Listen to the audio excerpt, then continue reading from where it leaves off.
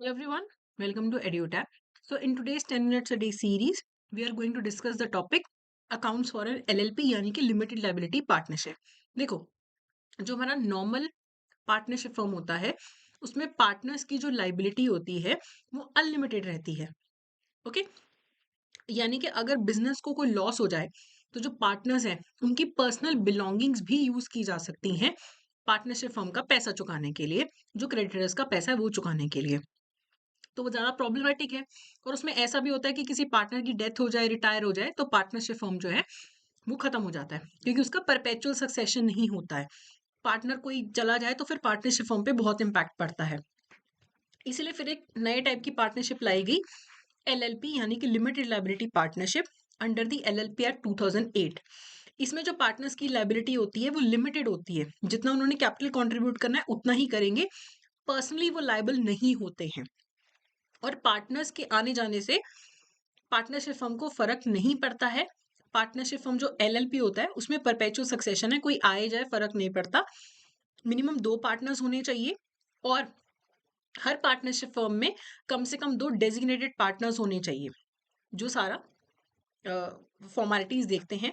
जो 2 designated partners होते हैं इनके पास एक डीपीआईएन नंबर होना चाहिए, डेजिग्नेटेड पार्टनर्स आइडेंटिफिकेशन नंबर, जो उन्हें मिनिस्ट्री ऑफ कॉर्पोरेट अफेयर से मिलता है। और जब भी एक एलएलपी को बैंक अकाउंट ओपन करना है तो जो इनके डेजिग्नेटेड पार्टनर्स हैं वो एक रेजोल्यूशन पास करेंगे जिसके थ्रू वो अलाउ करेंगे बैंक अकाउंट ओपन करना। ओके, तो एलएलपी में मिनिमम 2 पार्टनर्स होने चाहिए और मिनिमम 2 डेजिग्नेटेड पार्टनर्स। तो अगर मान लो 10 पार्टनर्स हैं तो कम से कम 2 डेजिग्नेटेड पार्टनर्स होने चाहिए। अगर 2 ही पार्टनर है तो दोनों ही डेजिग्नेटेड पार्टनर होंगे। Okay, and they are not personally liable for anything. अगर एक एलएलपी को बैंक अकाउंट ओपन करना है तो जो अकाउंट ओपनिंग फॉर्म है वो सारे लोग साइन करेंगे, सबके स्पेसिमन सिग्नेचर लिए जाएंगे, जो हमारे डेजिग्नेटेड पार्टनर्स हैं। Certificate of incorporation bank demand करेगा। एलएलपी अग्रीमेंट होता है जिसमें सारे टर्म्स एंड कंडीशंस होते हैं, वो बैंक डिमांड करेगा। जो डेजिग्नेटेड पार्टनर्स का रेजोल्यूशन है वो डिमांड करेगा। जो एलएलपी है उसका वो जो पैन कार्ड होगा वो बैंक डिमांड करेगा। इनके बेसिस पे एक एलएलपी का बैंक अकाउंट ओपन होगा।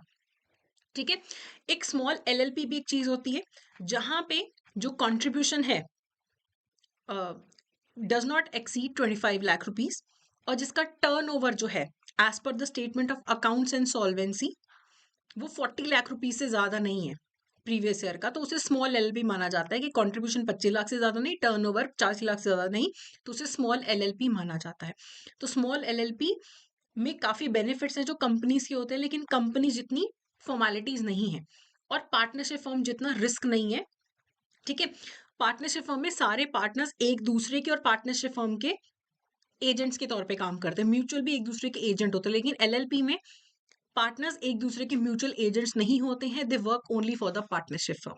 ठीक है, तो अब इसका एमसीक्यू करने से पहले मैं आपको बता दूं दैट हमारा जैप का मास्टर कोर्स अवेलेबल है, जिसमें आपको लाइव क्लासेस मिलेंगी, जस्ट एग्जाम से पहले रिकॉर्डेड क्लासेस भी मिलेंगी, सारे सिलेबस की नोट्स भी मिलेंगे, टेस्ट सीरीज भी मिलेंगी, चैप्टर वाइज एमसीक्यूज भी मिलेंगे, प्रीवियस ईयर क्वेश्चंस भी मिलेंगे।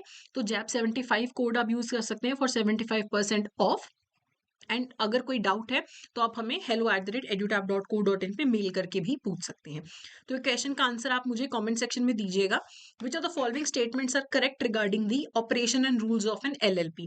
N LLP must have two designated partners who are appointed according to the LLP agreement. A DPI number is not required for the designated partners. A designated partner is responsible for performing all acts required to be done by the LLP as per the LLP agreement. Every partner of LLP is an agent of the LLP, but not of other partners. A small LLP is defined as an LLP in which the contribution does not exceed 75 lakh and turnover does not exceed 40 lakh rupees. तो इसका answer आप मुझे comment section में बताइएगा। काफी आसान सा question है, बाकी कोई भी डाउट हो तो भी आप कमेंट सेक्शन में कमेंट करके पूछ सकते हैं। So that's it for today, thank you so much.